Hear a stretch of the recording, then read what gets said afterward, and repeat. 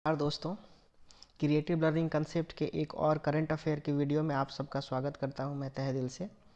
आप लोगों का रिस्पांस मिल रहा है, मुझे बहुत अच्छा लग रहा है कि हमारा चैनल ग्रो कर रहा है और आप लोगों को अच्छी और ज्ञानपूर्वक ज्ञानवर्धक वीडियोज़ मिल रहे हैं समय समय पे। तो चलिए हम अपने नई वीडियो करंट अफेयर्स को जो नए वीडियो लेकर के आए हैं उसको स्टार्ट करते हैं और सबसे पहला क्वेश्चन को देखते हैं। सबसे पहला क्वेश्चन है, निम्न कथनों पर विचार किया, यानी कौन सा स्टेटमेंट है जो बिल्कुल सही है।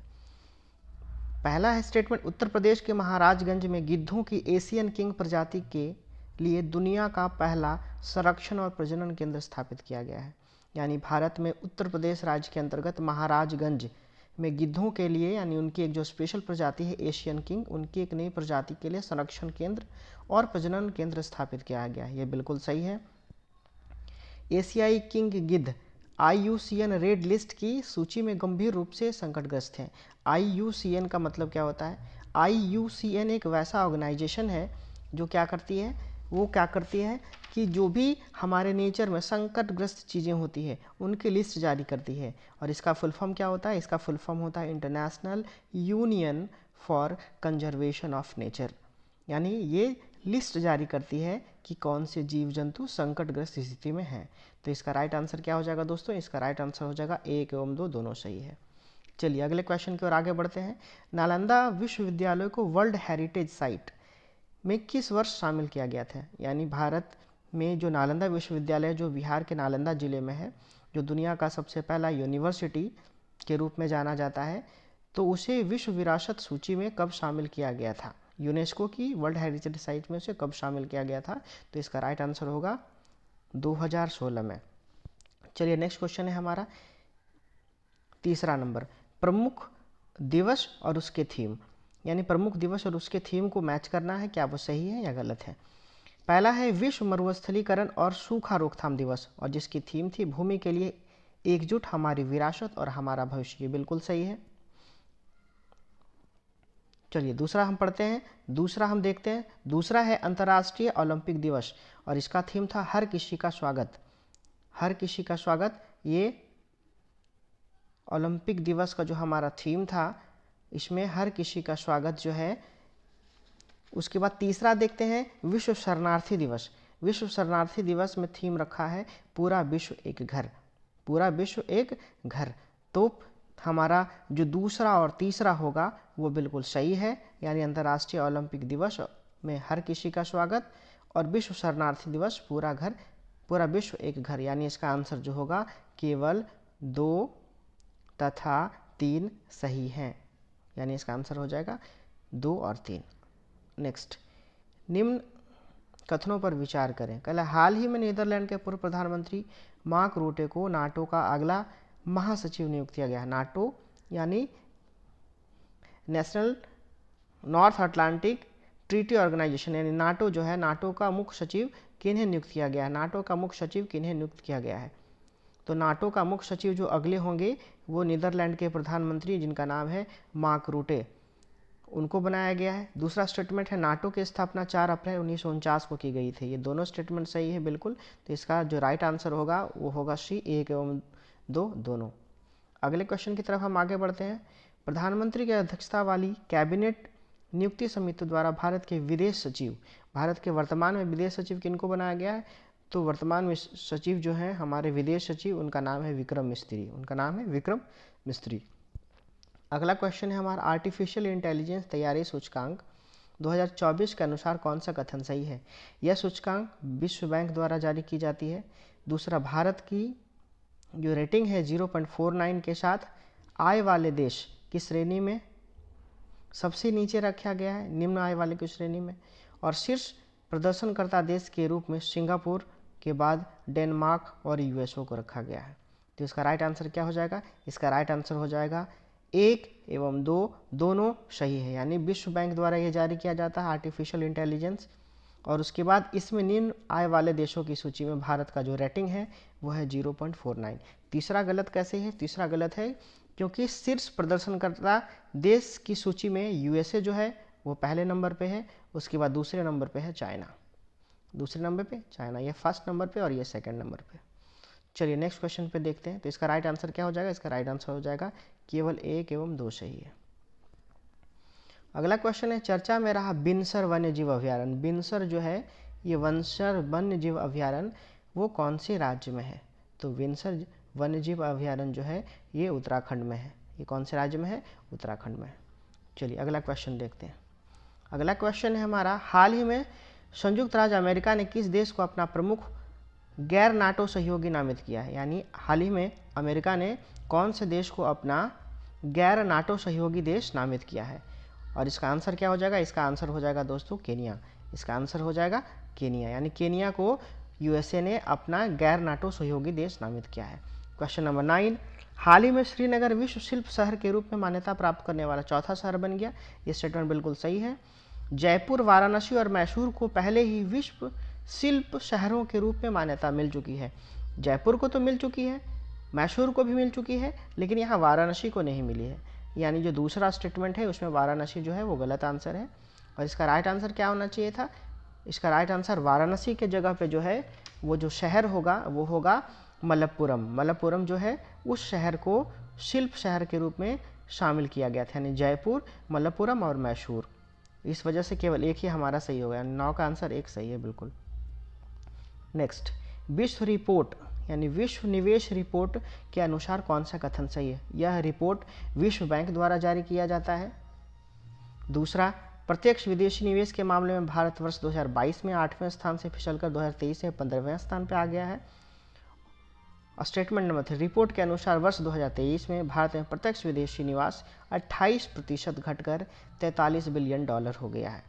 इसका राइट आंसर क्या होगा दोस्तों? इसका राइट आंसर होगा केवल दूसरा नंबर, यानी प्रत्यक्ष विदेशी निवेश के मामले में जो भारत जो है वर्ष 2008 में 8वें स्थान से फिसल करके वो कहाँ चला आया है?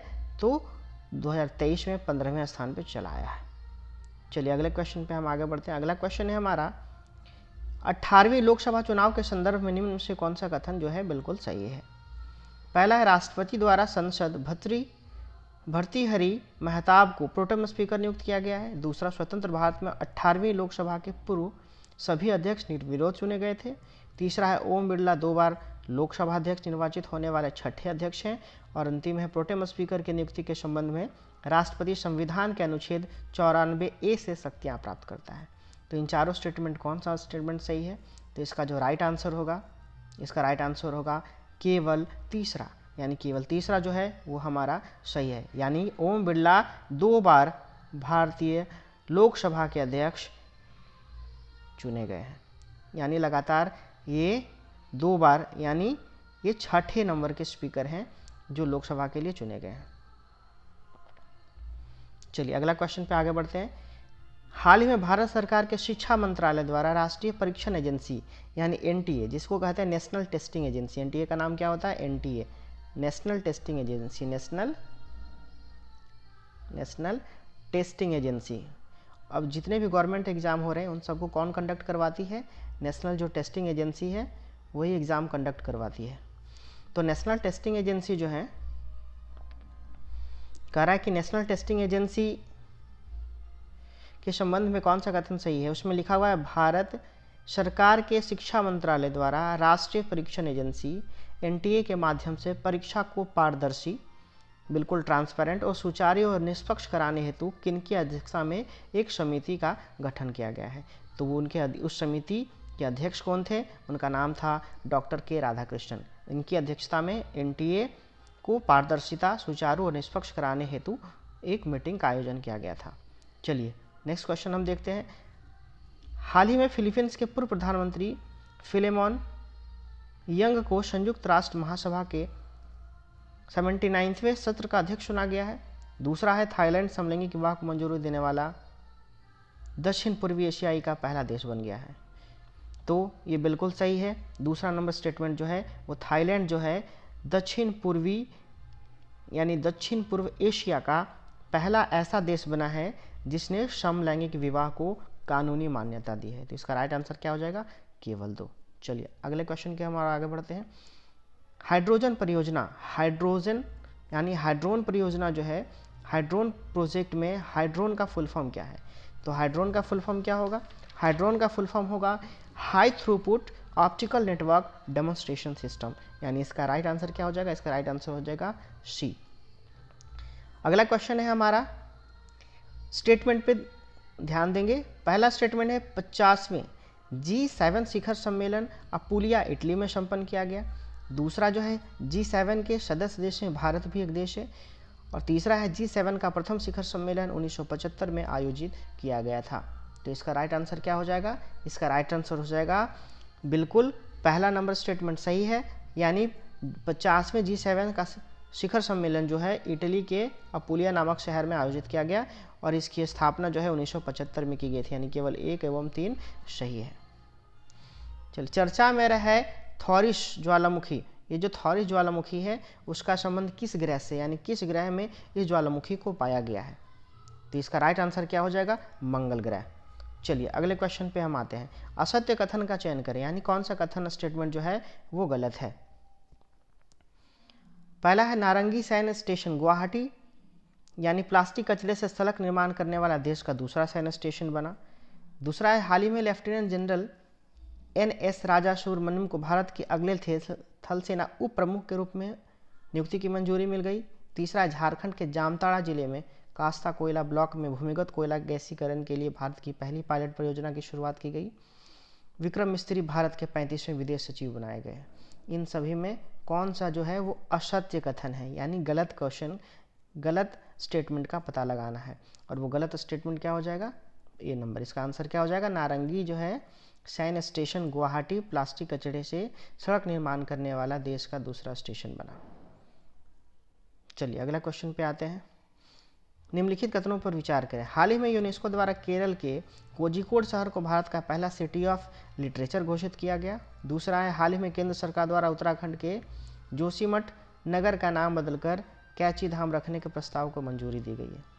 तो इसका राइट आंसर क्या हो जाएगा, इसका राइट आंसर हो जाएगा केवल 1, यानी 1 नंबर जो है केवल 1 जो है हमारा सही। यानी हाल ही में यूनेस्को द्वारा केरल के जो कोझिकोड शहर है और वहाँ की एक बहुत ही फेमस इंस्टीट्यूट भी है IIM कोझिकोड, तो उससे यानी उस शहर को, कोझिकोड शहर को भारत का पहला सिटी ऑफ लिटरेचर घोषित किया गया है, यानी पहला नंबर जो है वो बिल्कुल सही है। नेक्स्ट क्वेश्चन की तरफ देखते हैं। किस देश की सरकार ने अंतरिक्ष मैत्री मिशन के अंतर्गत इसरो की वाणिज्यिक शाखा न्यू स्पेस इंडिया NSIL, इसका फुल फॉर्म होगा न्यू स्पेस इंडिया लिमिटेड के साथ $18 मिलियन के समझौते पर हस्ताक्षर किया। यानी किस देश की सरकार ने इसरो की जो एक एजेंसी है जिसका नाम है NSIL के साथ $18 मिलियन के समझौते पर हस्ताक्षर किया है, वो देश कौन सा है? तो वो देश है ऑस्ट्रेलिया, वो देश है Australia. Next question, global liveability index 2014 के संदर्भ में कौन सा कथन जो है वो सही है, उस पर विचार करना है। यह इंडेक्स इकोनॉमिक इंटेलिजेंस यूनिट द्वारा प्रकाशित किया जाता है। लगातार तीसरे वर्ष वियना ने रैंकिंग में शीर्ष स्थान प्राप्त किया। रिपोर्ट में 10 भारतीय शहरों को शामिल किया गया है। और फोर्थ है दिल्ली और मुंबई 100 में से 60.2 अंकों के साथ 40वें स्थान पर है। तो इसका राइट आंसर क्या हो जाएगा, इसका राइट आंसर हो जाएगा केवल 1 एवं 2 सही है। यानी यह इंडेक्स इकोनॉमिक्स इंटेलिजेंस यूनिट द्वारा प्रकाशित किया जाता है। और दूसरा है लगातार तीसरे वर्ष वियना ने रैंकिंग में शीर्ष स्थान प्राप्त किया, यानी इसका राइट आंसर क्या हो जाएगा, केवल 1 एवं 2 सही है। नेक्स्ट, चर्चा में रहे कैनबिस, एम्फेटामिन और एक्सटसी का संबंध है। ये जो 2 चीज़ें हैं देख रहे हो आप यहाँ पे, चर्चा में रहे कैनबिस, पहला स्टेटमेंट कैनबिस, दूसरा वर्ड है एम्फेटामिन और तीसरा है एक्सटसी। तो ये जो सारे वर्ड हैं वो किस चीज़ से संबंधित है, इन सब का संबंध किस चीज़ों से? तो ये सारी क्या है, नशीली दवाएं हैं। ये सभी क्या है, नशीली दवाएं हैं। नेक्स्ट क्वेश्चन पे हम आगे बढ़ते हैं। हमारा अगला क्वेश्चन है, दुनिया के सबसे ऊंचे रेल पुल के संबंध में कौन सा कथन जो है वो सही है, उस पर विचार करना है। पहला कथन है, यह चिनाब नदी से लगभग 1178 फीट की ऊंचाई पर है, बिल्कुल सही है। यह उधमपुर श्रीनगर बारामूला रेल लिंक परियोजना का हिस्सा है, ये भी सही है। यह 1.3 किलोमीटर लंबा पुल जम्मू और कश्मीर के रियासी जिले में बक्कल और कोरी के बीच स्थित है, यानी ये हमारा तीनों स्टेटमेंट जो है वो बिल्कुल सही, यानी सभी कथन सत्य हैं। चलिए अब हम व्यक्तित्व और उनकी नियुक्ति यानी पद के संबंध में जानेंगे कि किनको कौन सा पोस्ट मिला हुआ। सबसे पहला है डॉक्टर प्रमोद कुमार मिश्रा, उनकी नियुक्ति प्रधानमंत्री के प्रधान सचिव के रूप में हुई है। दूसरा है Kapil Dev, professional golf tour of India का नया अध्यक्ष बनाया गया है। तीसरा है मनोज जैन, भारत इलेक्ट्रॉनिक लिमिटेड के चेयरमैन एवं प्रबंध निदेशक। और चौथा है लोकदर्शन रैग्मी, नेपाल में भारत का नया राजदूत। तो इन 4 स्टेटमेंट में कौन सा स्टेटमेंट सही है? तो इसमें से जो केवल तीसरा नंबर है, यानी मनोज जैन भारतीय इलेक्ट्रॉनिक्स लिमिटेड के चेयरमैन एवं प्रबंध निदेशक बनाया गया, यानी केवल तीसरा जो है वो बिल्कुल हमारा राइट आंसर है। नेक्स्ट है वैश्विक पवन दिवस के अवसर पर जारी पवन ऊर्जा स्थापित क्षमता के दृष्टिकोण से राज्यों का आरोही क्रम क्या है? यानी विंड मिल के थ्रू जो हमें एनर्जी मिलती है, जो पवन ऊर्जा से एनर्जी मिलती है, तो एनर्जी प्रोड्यूस करने वाले राज्यों की जो स्थिति है, यानी राज्यों का जो क्रम है, उसको आरोही क्रम में यानी बढ़ते क्रम में सजाना है, यानी कम से ज़्यादा की ओर उसको ले जाना है। तो इसका राइट आंसर क्या हो जाएगा? इसका राइट आंसर 24 का क्या हो जाएगा? कर्नाटक, तमिलनाडु और गुजरात। यानी इसका राइट आंसर होगा कर्नाटक, तमिलनाडु और गुजरात जो है पहले नंबर पे है, उसके बाद है तमिलनाडु दूसरे पे, और तीसरे नंबर पे कौन है? कर्नाटक है। यानी आरोही क्रम में किस ढंग से हम जानेंगे? सबसे नीचे से ऊपर की ओर। आरोही क्रम मतलब घटते क्रम में नहीं बल्कि बढ़ते क्रम में, यानी नीचे से ऊपर की ओर जाएगा तो आरोही क्रम कहलाएगा। तो इसका राइट आंसर क्या हो जाएगा? इसका राइट आंसर हो जाएगा कर्नाटक, तमिलनाडु और गुजरात। चलिए नेक्स्ट क्वेश्चन की ओर देखते हैं। निम्न कथनों पर विचार करें। स्पेन जो है वो अंतर्राष्ट्रीय सौर गठबंधन में पूर्ण सदस्य के रूप में शामिल होने वाला 1वां देश बन गया। दूसरा, अंतर्राष्ट्रीय सौर गठबंधन की स्थापना COP15 के दौरान की गई थी। तो यानी ये दोनों स्टेटमेंट बिल्कुल सही है। हमारा स्पेन जो है वो 1वां देश बन गया है, जो भारतीय यानी अंतर्राष्ट्रीय सौर गठबंधन के पूर्ण सदस्य के रूप में 1वां देश बना है। अंतर्राष्ट्रीय सौर गठबंधन की स्थापना COP15 के दौरान की गई थी, यानी दोनों स्टेटमेंट क्या है? सही है। हॉपेक्स यानी हॉपेक्स जो है युद्धाभ्यास, इसके बारे में जानना है कि ये स्टेटमेंट क्या है। यह भारतीय और मिस्र की नौसेना के बीच मध्य संयुक्त अभ्यास है। यह अभ्यास का 4था संस्करण है। तो यहाँ पे 2 स्टेटमेंट हम देख रहे हैं। तो ये अभ्यास का 4था संस्करण है हॉपेक्स। ये बिल्कुल दूसरा नंबर जो है हमारा, ये बिल्कुल सही है।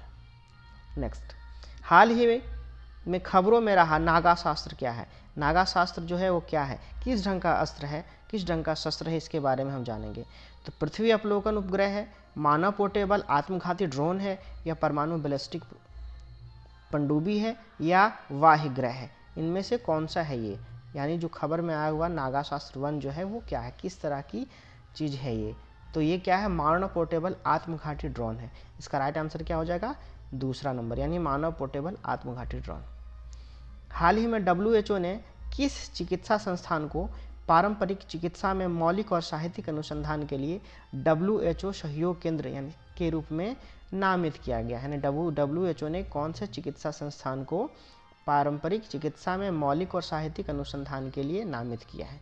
तो वो कौन सी संस्थान है? यानी भारतीय चिकित्सा विरासत संस्थान हैदराबाद, या राष्ट्रीय आयुर्वेद संस्थान जयपुर, या एम्स दिल्ली, या KGMU लखनऊ? तो इसका राइट आंसर क्या हो जाएगा? इसका राइट आंसर होगा राष्ट्रीय भारतीय चिकित्सा विरासत संस्थान हैदराबाद। इसका राइट आंसर हो जाएगा 28 का 1 नंबर। नेक्स्ट है सिरिल रामाफोसा को किस देश के राष्ट्रपति दोबारा चुना गया? यानी सिरिल रामाफोसा जो है किस देश के दूसरी बार राष्ट्रपति बनाए गए हैं? इसका राइट आंसर क्या हो जाएगा? दक्षिण अफ्रीका। दक्षिण अफ्रीका के दूसरी बार राष्ट्रपति कौन बनाए गए हैं? Cyril Ramaphosa. चलिए नेक्स्ट क्वेश्चन। हाल ही में खबरों में रहा K2-18B क्या है?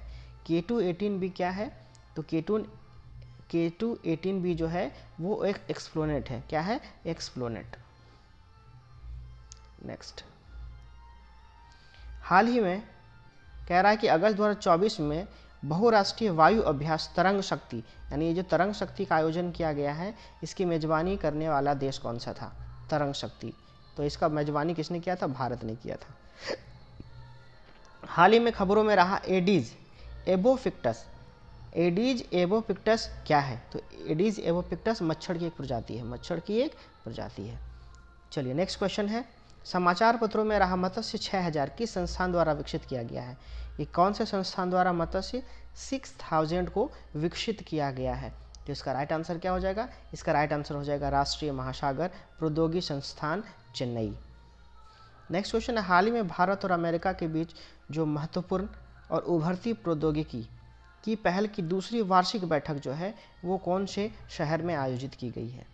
ऑप्शन है नई दिल्ली, चेन्नई, हैदराबाद और जयपुर। इसका राइट आंसर हो जाएगा नई दिल्ली। चलिए अगले क्वेश्चन पे हम आगे बढ़ते हैं। अगला क्वेश्चन है हमारा, हाल ही में समाचार पत्रों में रही डिजिटल स्वास्थ्य प्रोत्साहन योजना, डिजिटल स्वास्थ्य प्रोत्साहन योजना किस पहल के तहत शुरू की गई है? यानी कौन से पहल के तहत इस मिशन को लॉन्च किया गया है, डिजिटल स्वास्थ्य प्रोत्साहन मिशन? ऑप्शन है मिशन इंद्रधनुष, सार्वभौमिक स्वास्थ्य देखभाल, आयुष्मान भारत डिजिटल मिशन या प्रधानमंत्री स्वास्थ्य सुरक्षा योजना। तो इसका राइट आंसर क्या हो जाएगा? इसका राइट आंसर हो जाएगा आयुष्मान भारत डिजिटल मिशन, यानी सी नंबर। हाल ही में खबरों में रहा प्लेनेट 9 क्या है? यानी प्लेनेट 9 जो है वो क्या है?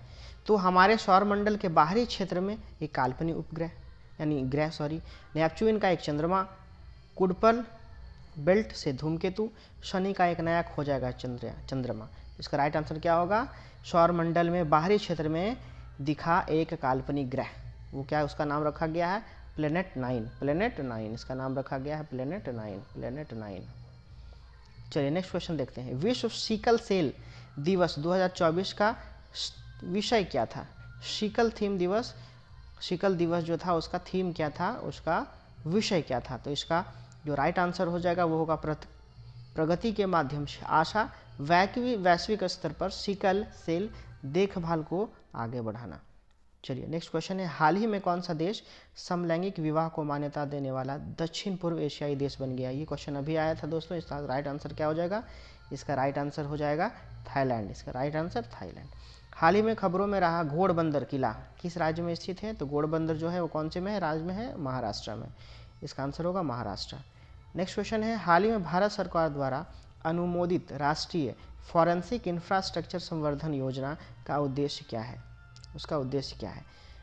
स्वास्थ्य सेवा के बुनियादी ढांचों में सुधार करना, आपराधिक फॉरेंसिक बुनियादी ढांचों को मजबूत करना, शैक्षणिक सुविधाएं बढ़ाना या परिवहन प्रणालियों का विकास करना। इसका राइट आंसर होगा आपराधिक फॉरेंसिक बुनियादी ढांचों को मजबूत करना, यानी आंसर होगा 2 नंबर। हाल ही में खबरों में रहा इंडिकोनेमा क्या है? इंडिकोनेमा जो है वो क्या है? गोम्फोनेमाइड डाइटम का नया वंश है, यह मकड़ी की नई खोजी प्रजाति है या परमाणु बैलिस्टिक पनडुब्बी है? इसका राइट आंसर क्या हो जाएगा? ऑप्शन नंबर 1, गोम्फोनेमाइड डाइटम का एक नया वंश है। चलिए अगले क्वेश्चन पे हम आगे बढ़ते हैं।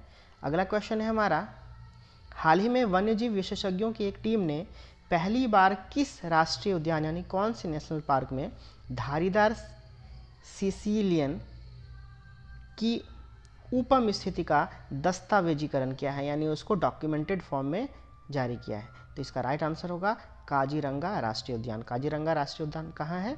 तो ये असम में है। कहाँ है? असम में। किस लिए फेमस है? तो 1 हॉर्न वाले राइनो के लिए फेमस है, यानी एक सींग वाला गेंडा। हाल ही में खबरों में रहा मुदगल किला किस राज्य में है? मुदगल किला जो है वो भारत के कौन से राज्य में है? तो ये है हमारे कर्नाटक में। कहाँ है ये? कर्नाटक में। हाल ही में किस मंत्रालय ने पहला नेशनल एडिटिव मैन्युफैक्चरिंग सिम्पोरियम 2024 लॉन्च किया है? कौन से मंत्रालय में ने इसे लॉन्च किया है? इलेक्ट्रॉनिक्स और सूचना प्रौद्योगिकी मंत्रालय, गृह मंत्रालय, रक्षा मंत्रालय या शहरी विकास मंत्रालय? तो इसका राइट आंसर क्या हो जाएगा? इसका राइट आंसर हो जाएगा इलेक्ट्रॉनिक और सूचना प्रौद्योगिकी मंत्रालय। अगला क्वेश्चन है हमारा, हाल ही में किस संगठन ने स्टेट ऑफ ग्लोबल एयर यानी शोगा 2024 को जारी किया है? तो इसका राइट आंसर क्या हो जाएगा? इसका ऑप्शंस हैं विश्व बैंक, स्वास्थ्य प्रभाव संस्थान, WHO और UNEP। इसका राइट आंसर क्या हो जाएगा? स्वास्थ्य प्रभाव संस्थान। नेक्स्ट क्वेश्चन है, रुआंग ज्वालामुखी जो हाल ही में विस्फोट के कारण खबरों में रहा था, तो ये जो रुआंग ज्वालामुखी है वो कौन से देश में है? रुआंग ज्वालामुखी जो है वो कौन से देश में है? तो रुआंग ज्वालामुखी कौन से देश में होगा? मलेशिया, इंडोनेशिया, चिली या इक्वाडोर? तो जनरली हम जानते हैं जितने भी एक्टिव ज्वालामुखी हैं वो जनरली इंडोनेशिया से रिलेटेड होते हैं। तो इसका राइट आंसर क्या हो जाएगा? इंडोनेशिया। क्या होगा? इंडोनेशिया। नेक्स्ट क्वेश्चन है, हाल ही में भारत ने किस देश के नागरिकों को मेडिकल ई वीज़ा सुविधा देने की घोषणा की? यानी उनको मेडिकल ई वीज़ा मिलेगा। तो इसका राइट आंसर क्या होगा? इसका राइट आंसर होगा बांग्लादेश। नेक्स्ट जो है हमारा तीरंदाजी विश्व कप 2024 में भारत के लिए 2 कांस्य पदक किसने जीता था, और उस खिलाड़ी का नाम है क्या है जिसने तीरंदाजी विश्व कप 2024 में भारत के लिए 2 कांस्य पदक जीता था। उनका नाम होगा धीरज बॉम्ब-देवरा, धीरज बॉम्ब-देवरा। नेक्स्ट क्वेश्चन है अंतर्राष्ट्रीय ओलंपिक दिवस 2024 का विषय क्या है। अंतर्राष्ट्रीय ओलंपिक दिवस 2024 का क्या विषय था, चलो आगे बढ़ें और जश्न मनाएं। इसका राइट आंसर क्या होगा, चलो आगे बढ़ें और जश्न मनाएं। बी नंबर इसका राइट आंसर होगा। लास्ट क्वेश्चन है खालूबार युद्ध स्मारक संग्रहालय, ये म्यूजियम है जहाँ पे युद्ध के स्मारक के बहुत सारी चीज़ें रखी गई है, जो हाल ही में समाचार पत्रों में था, वो भारत के किस क्षेत्र में है, यानी भारत के कौन से राज्य में वो अवस्थित है। तो इसका राइट आंसर क्या हो जाएगा, राइट आंसर हो जाएगा लद्दाख। धन्यवाद दोस्तों। वीडियो अगर अच्छा लगे तो इसको ज़्यादा से ज़्यादा शेयर करें, ज़्यादा से ज़्यादा सब्सक्राइब करने की कोशिश करें, और आप अगर हम इस वीडियो में नए हैं तो इस चैनल को ज़रूर सब्सक्राइब करेंगे। Thank you everyone, thank you very much इस वीडियो को देखने के लिए।